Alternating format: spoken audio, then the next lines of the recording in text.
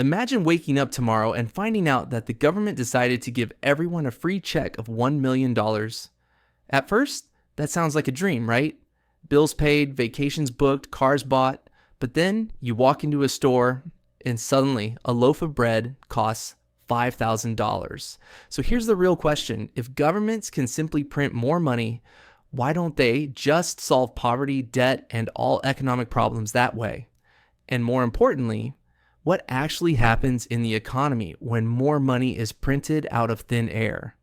By the end of this video, you'll understand why printing money feels good at first but quickly backfires, the hidden chain reaction it creates in prices, jobs, and savings, real historical examples of countries that tried this strategy and what went wrong, and finally, whether there are moments when printing money can actually help. Complex?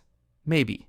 But don't worry, I'll break it down with simple analogies like family budgets, school stories, and supermarket trips. Section 1. What is printing money really? When people imagine governments printing money, they think of physical bills rolling out of giant machines. Sometimes that happens, but in modern economies, printing money often means increasing the money supply digitally. The central bank, like the Federal Reserve in the United States, creates new money electronically and injects it into the economy through loans, purchasing government bonds, or supporting banks. Think of it like a video game where the admin gives players unlimited coins. At first, players are excited, but the more coins flood the game, the less special they become. So the key idea, money only has value if people trust it, and if it's scarce enough to matter. But why does that scarcity matter so much? That's what we'll explore next. Section 2. Why does printing money cause inflation? Imagine a small town with 10 apples for sale and $10 in circulation. Naturally, each apple costs $1. Now, if suddenly the government gives everyone an extra $10, people rush to buy apples, but there are still only 10 apples. What happens? The price per apple rises to $2, then maybe $5, then maybe $10. This is inflation. More money chasing the same amount of goods. And here's the scary part. Once prices start rising, people lose trust in the value of money. They spend faster, demanding higher wages, and a dangerous spiral begins.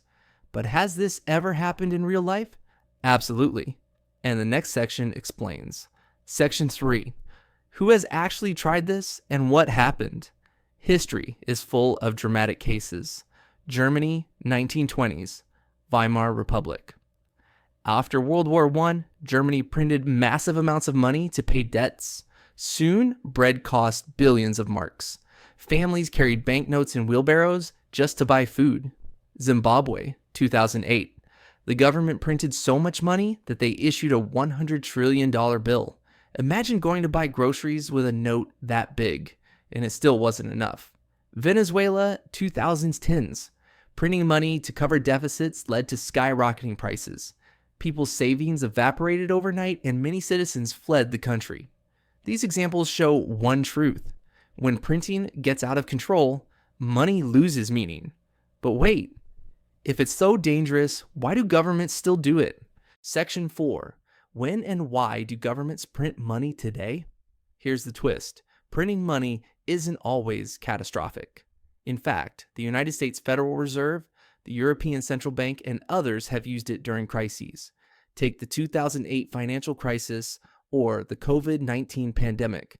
Central banks printed trillions, not in paper bills, but electronically, to prevent the economy from collapsing. This process, called quantitative easing, was like giving oxygen to a patient in critical condition. So what's the difference? It comes down to how much money is printed and whether the economy can handle it. If production keeps up, if more goods and services are being made, then extra money doesn't always create runaway inflation. But if the economy is weak or the government abuses the power, that's when disaster hits. Which brings us to the real question. Section 5. Could printing money ever be a solution? Let's go back to our $1 million check fantasy. Could it work if done just right? In theory, yes. Economists argue that carefully managed money creation can help fight recessions, fund recovery programs, or even reduce unemployment. For example, the United States stimulus checks during COVID helped millions of families survive. But here's the catch: printing money doesn't create real wealth. It's like splitting a pizza. If you add more plates but not more pizza, everyone just gets thinner slices. The only real solution is to grow the pizza itself, meaning more productivity, better infrastructure, stronger businesses. Money works only if it represents real value behind it. So now the big question, next time you hear about governments printing billions, will you ask yourself, are they growing the pizza or just adding plates? Fourth conclusion: printing money is like a powerful medicine. In small doses, under the right conditions, it can save an economy. But in large, uncontrolled amounts, it becomes poison. Yes, it can provide temporary relief. Yes, it can help during emergencies. But the long-term risks, like inflation, lost savings, and broken trust, are always waiting. The lesson: money isn't valuable because of the paper or the digital numbers. It's valuable because we believe in it and because it's connected to real production. Now, I want to hear from you. If you woke up tomorrow with $1 million check, what would you buy first before prices went crazy? Drop your answer in the comments. If this video helped you understand the mystery of money printing, hit that like button and subscribe so you don't miss the next explainer. And if you're curious about money, you'll love my video on how inflation actually eats your savings without you noticing. Check it out next and keep learning.